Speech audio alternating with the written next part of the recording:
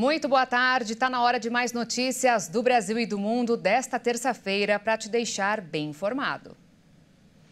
A Defesa Civil do Rio Grande do Sul atualizou nesta terça-feira os números da tragédia ocasionada pelas chuvas. 90 pessoas morreram e 132 estão desaparecidas. Dos 497 municípios do estado, 388 foram afetados. Um desastre que isolou comunidades e ameaça as necessidades básicas. Em Alvorada, região metropolitana de Porto Alegre, as pessoas fizeram fila para conseguir água potável. Aqui dessa região aqui é o que está salvando o pessoal aí, é esse ponto aqui. Muito bom esse rapaz aqui. Eu tô racionando, tipo, de 5 litros, mas é para beber e usar, e o restante é pro cara lavar a mão, lavar a louça, né, fazer comida, essas coisas assim. Usando aos pouquinhos, para tomar banho, para fazer o que precisa, para cozinhar, tudo aos pouquinhos, para economizar o máximo possível. Com 10,88 milhões de habitantes, já são 1,36 milhão de pessoas afetadas pelas chuvas que ocorrem desde 29 de abril. Cifra que representa 12,55% dos habitantes do estado. O governo contabiliza 155.741 pessoas desalojadas e 48.147 pessoas estão temporariamente em abrigos. E o relevo de Porto Alegre, o escoamento da água das chuvas e as marés de tempestade são alguns dos pontos fundamentais para compreender por que a região metropolitana da capital do Rio Grande do Sul está com um acúmulo de água que provoca enchentes. Porto Alegre está localizada em uma planície, um tipo de relevo bastante comum em áreas que ficam a poucos metros do nível do mar. Alguns pontos da cidade ficam ainda mais baixos, como é o caso da Zona Norte, onde está o Aeroporto Internacional Salgado Filho. Além do território plano e baixo, a capital do Rio Grande do Sul ainda é rodeada, por um lado, por 40 morros e por outra limitado por uma orla fluvial do Lago Guaíba. Este lago é a confluência de 5 rios principais. As águas destes rios vêm de regiões mais altas do estado, chegam ao Lago Guaíba e seguem para a Lagoa dos Patos e depois desaguam no Oceano Atlântico. Só que com as chuvas fortes e os rios cheios, o lago que passa por Porto Alegre está recebendo mais água do que o normal, ultrapassando a cota de inundação. Além disso, os ventos fortes têm formado as chamadas marés de tempestade, que fazem o nível do oceano crescer em até 2 metros, dependendo da praia. E isso impede que o excesso da água da chuva seja despejado no mar, fazendo com que fique empoçada, tanto na capital quanto em outros municípios ao redor. Com as chuvas incessantes e a velocidade do fluxo de água, o nível sobe em minutos e as cidades inteiras ficam submersas por horas. Em todo o estado, já são 397 municípios atingidos. E em um momento de turbulência como o atual provocado pelas enchentes no Rio Grande do Sul, não faltam tentativas de fraudes e golpes. Para tentar preservar os seus interesses e dos clientes, muitas empresas estão ampliando os gastos nos sistemas de segurança. Em um relatório da Visa, referente ao ano de 2023, o Brasil foi considerado o segundo país com o maior índice de fraudes. Essas questões preocupam as empresas que estão cada vez mais investindo na segurança para combater os criminosos.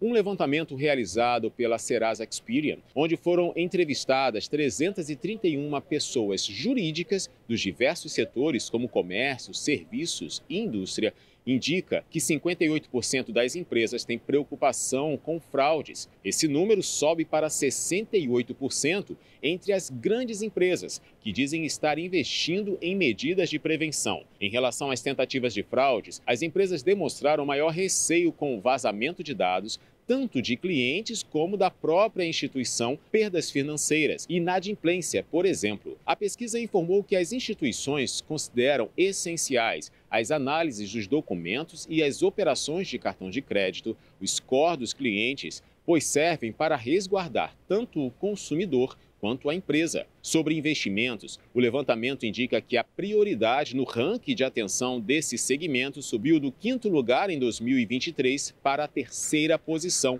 em 2024. A Serasa afirma que as empresas devem reconhecer a importância de se tornarem mais conscientes sobre fraudes. E a proteção é fundamental para trazer menos danos e riscos, além de assegurar as operações e os clientes. Pesquisadores do Colégio Americano de Cardiologia fizeram um alerta para as mulheres na menopausa, que muitas vezes não são avisadas sobre os riscos que surgem nessa fase. Há uma maior probabilidade de doenças no coração. Os pesquisadores responsáveis pelo estudo enfatizaram a importância de reconhecer precocemente os sinais de doença cardíaca. Isso acontece fazendo rastreamento por meio de um exame chamado score de cálcio coronariano. Trata-se de uma tomografia computadorizada que detecta e quantifica calcificações presentes nas artérias coronárias, que são os vasos responsáveis pela irrigação sanguínea do coração. Quanto maior a quantidade de cálcio, maior o risco de infarto agudo do miocárdio. Agora, por que no climatério a mulher precisa se preocupar mais com o coração?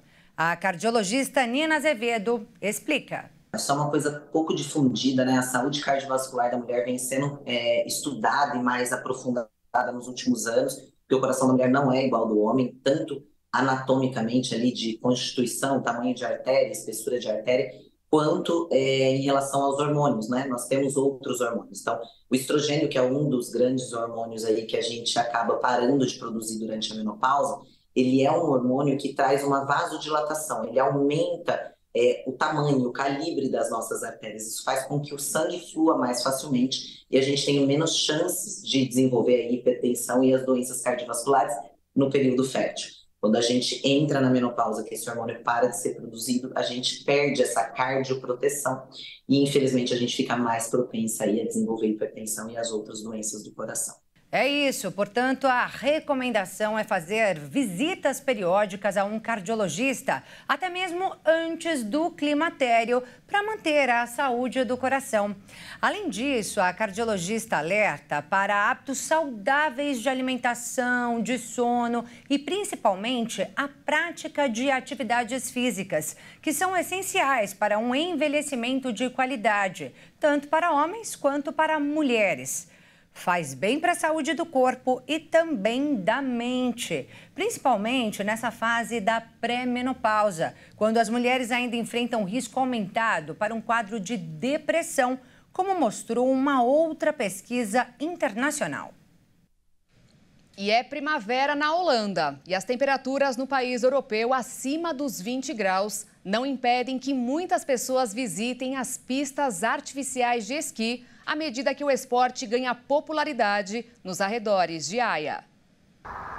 Mesmo com temperaturas acima de 20 graus e um verão europeu que se aproxima, os holandeses se agasalham para aproveitar as pistas artificiais de esqui. Dentro do armazém chamado Snow World, no oeste da Holanda, os termômetros chegam a 6 graus negativos e crianças brincam na rampa de neve como se estivessem nos Alpes. Mas muitas delas provavelmente nunca viram uma montanha, pois vivem em um dos países mais planos do mundo, com o pico mais alto de 322 metros. Anualmente, 1,1 milhão de holandeses tiram férias de inverno e cerca de 3,8 milhões deles visitam nossos sites por ano para obter informações sobre áreas de esqui. Portanto, 1 em cada 5 holandeses está interessado em esportes de inverno. 1 milhão vai para a neve anualmente. Os holandeses são conhecidos por produzirem famosos patinadores de velocidade, mas também são grandes fãs do esqui, apesar da escassez de pistas naturais. Nenhum outro país possui tantos centros de esqui cobertos por pessoa. De acordo com a Federação Real Holandesa de Esqui, existem 7 instalações para 18 milhões de habitantes e eles têm como objetivo tornar o esqui um esporte de ponta. Mas, enquanto isso não acontece, a maioria dos visitantes vai ao mundo da neve para relaxar. Bem, comparado com esquiar nas montanhas, fica um pouco chato depois de 2 horas, mas fica a 20 minutos do lugar onde moramos, então é uma boa oportunidade. Eu esquio principalmente para minha saúde mental. Chego aqui, vou esquiar e me sinto muito relaxada. É como se eu estivesse praticando meditação. Mas a visitante acha um pouco bizarro esquiar em ambientes fechados, em uma época em que os holofotes estão voltados para o esporte por seu impacto no clima. O porta-voz da Federação Real Holandesa de Esqui afirma que a Snow World trabalha com sustentabilidade, principalmente ao tentar tornar todas as suas atividades neutras em carbono. Mas afirma que o galpão é uma geladeira gigante e que faz 20 graus lá fora. E eu volto com mais notícias para você ao vivo no Jornal das 22. Te espero. Obrigada pela companhia. Tchau.